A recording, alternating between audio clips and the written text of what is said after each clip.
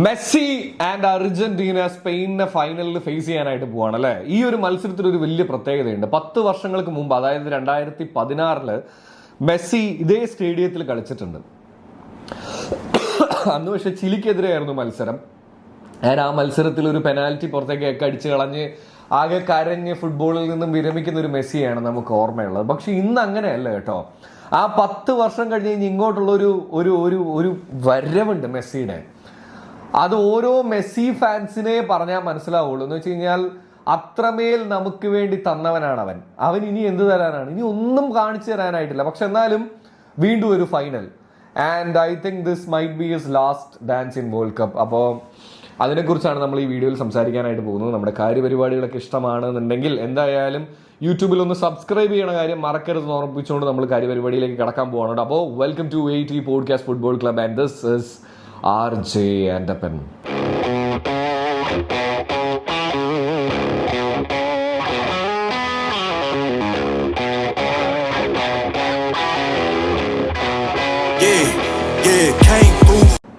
എടാ, ഞാൻ അതാണ് പറഞ്ഞത്. എന്ന് വെച്ച് കഴിഞ്ഞാൽ 2014 ഫൈനൽ കളിക്കുന്നു.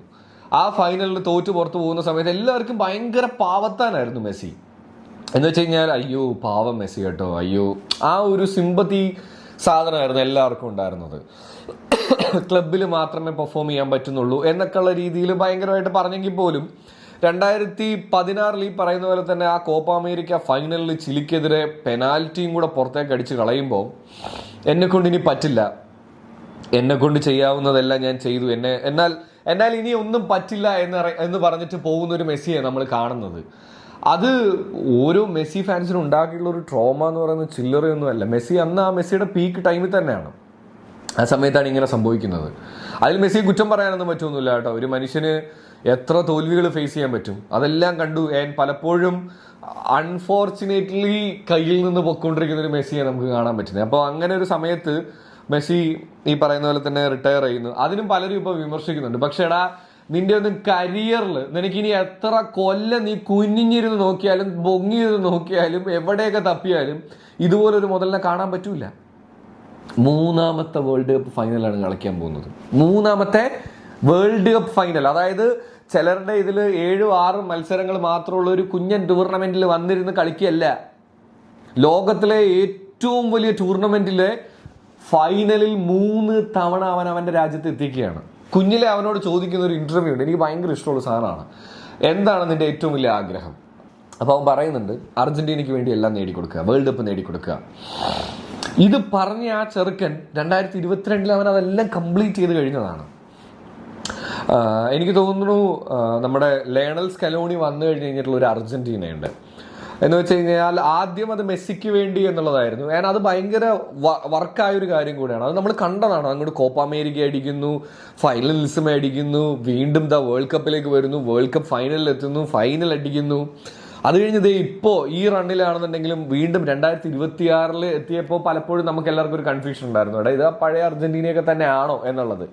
എന്നാൽ അവിടെ നിന്ന് നോക്കുകയാണെന്നുണ്ടെങ്കിലും നിങ്ങൾക്ക് വിമർശനങ്ങൾ, നമ്മുടെ അലിഗേഷൻസ്, ഇതെല്ലാം അലിഗേഷൻസ് ആണ്. ഇതെല്ലാം പണ്ട് മുതൽ പല ടീമുകളെ കുറിച്ചും പലരും പറഞ്ഞിട്ടുള്ളൊരു കാര്യങ്ങളൊക്കെ തന്നെയാണ്.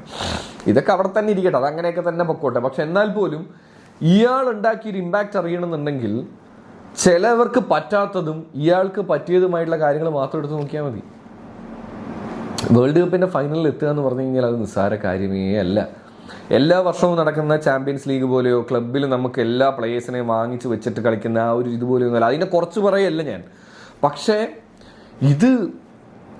ഇത് നമ്മൾ ആസ് എ മെസ്സി ഫാൻ നമ്മുടെ ഒരു ലൈഫ് ടൈമിൻ്റെ ഇറയിൽ നമ്മൾ 3ാമത്തെ ഫൈനൽ കാണുകയാണ്. അത് തന്നെ ഒരു വലിയ കാര്യമായിട്ടാണ് എനിക്ക് പേഴ്സണലി തോന്നുന്നത് കേട്ടോ. ഒപ്പം എനിക്ക് ഏറ്റവും എടുത്ത് പറയണമെന്ന് തോന്നിയത്, ഞാൻ പറഞ്ഞില്ലേ, സ്കലോണിയുടെ അണ്ടറിൽ അർജന്റീന ഫോമായി വന്നു കഴിഞ്ഞിട്ടുള്ളൊരു അർജന്റീനയുടെ ഒരു വലിയൊരു പോസിറ്റീവ് ഇമ്പാക്റ്റ് എന്ന് പറയുന്നത് ഇതുപോലൊരു ടീം ഇനി ആരെ കൊണ്ട് ഉണ്ടാക്കിയെടുക്കാൻ പറ്റില്ല. മെസ്സിക്ക് വേണ്ടി ഫൈറ്റ് ചെയ്യുന്ന ഒരു അർജന്റീനയെ നമ്മൾ കണ്ടിട്ടുണ്ട്. പക്ഷെ അതിലെല്ലാത്തിലും കോറായിട്ട് അവരെല്ലാവരും ഒരുമിച്ചാണ്. അർജന്റീനയെ ഒരാളെ ഫൗൾ ചെയ്ത് കഴിഞ്ഞാൽ, പൊതുവെ അങ്ങനെ ഉണ്ടാവില്ല, എന്നാലും ഫൗൾ ചെയ്യുകയോ വീഴുകയോ ഒക്കെ ചെയ്ത് കഴിഞ്ഞാൽ അർജന്റീന പ്ലേയേഴ്സ് മുഴുവൻ എത്തുന്നൊരു രീതിയുണ്ട്. അവര് എടാ അതൊക്കെ ഭയങ്കര നമുക്കതൊക്കെ പറയാം, അവർ വലിയ ഗുണ്ടകളാണ്, അങ്ങനെയാണ് ഇങ്ങനെയാണ്, അല്ലെങ്കിൽ എന്ത് പറഞ്ഞാലും ഇടിയുടെ കാര്യമല്ലേ ഇതല്ലേ അതല്ലേ എന്നൊക്കെ പറയും. പക്ഷെ അവിടെയാണ് they are being like A family. ഒരു കോച്ച് ഒരാൾ ഗോൾ അടിക്കുമ്പോൾ ഇരുന്ന് കരയുക, നിങ്ങൾ എവിടെയെങ്കിലും കണ്ടിട്ടുണ്ടോ ഈ സാധനമൊക്കെ? ഇനി നമുക്കിത് കാണാനേ പറ്റില്ല. കാരണം ഇത് അവസാനിക്കാൻ പോവാണ് എന്നൊരു തോന്നലാണ് എനിക്ക് എൻ്റെ മനസ്സിൽ ഇങ്ങനെ ഓടിക്കൊണ്ടിരിക്കുന്നത് കേട്ടോ. ബിക്കോസ് ലൈക്ക് മെസ്സി ഇന്നത്തെ വേൾഡ് കപ്പ് ഫൈനൽ ജയിച്ചാലും തോറ്റാലും ഇനിയൊരു വേൾഡ് കപ്പ് കളിക്കാനായിട്ട് മെസ്സി വരും എന്നെനിക്ക് തോന്നുന്നില്ല. ഇനി മെസ്സിയെ നമുക്കൊരു വേൾഡ് കപ്പ് ഫൈനലിൽ കാണാൻ പറ്റില്ല. ഇനി നമുക്ക് ഈ പറയുന്നത് പോലെ തന്നെ ഗോൾഡൻ ബൂട്ടിൽ ഇപ്പോഴത്തെ പിള്ളേർ എംബാപ്പയും ഒലീസയും ഒക്കെ ഇപ്പോൾ അസിസ്റ്റിലൊക്കെ ആണെങ്കിൽ ഓടിക്കൊണ്ടിരിക്കുന്നതിൻ്റെ കൂടെ കളിക്കാൻ ഒരു 39-കാരനില്ലേ എന്നൊന്നും നമുക്ക് ചിന്തിക്കാൻ പറ്റില്ല. കാരണം ഇനി മെസ്സി ഈ പറയുന്ന പോലെ തന്നെ വേൾഡ് കപ്പ് ടൂർണമെൻറ്റ് കളിക്കും എന്നെനിക്ക് തോന്നുന്നില്ല. So as a Messi fan, even if you are a Messi hater, I really want to tell you this. നിങ്ങൾക്ക് എന്ത് പറഞ്ഞും പുള്ളിയെ വിമർശിക്കാം, പക്ഷെ പുള്ളിയുടെ കളി കണ്ടുകൊണ്ടിരിക്കുന്ന സമയത്ത്, പന്ത് പുള്ളിയുടെ കാലിൽ കിട്ടിക്കൊണ്ടിരിക്കുന്ന സമയത്ത് നിങ്ങളുടെ ഉള്ളിൽ ഉണ്ടായിട്ടുള്ള ഒരു ഇമോഷൻ ഉണ്ട്, അത് ഇനി ഉണ്ടാവില്ല.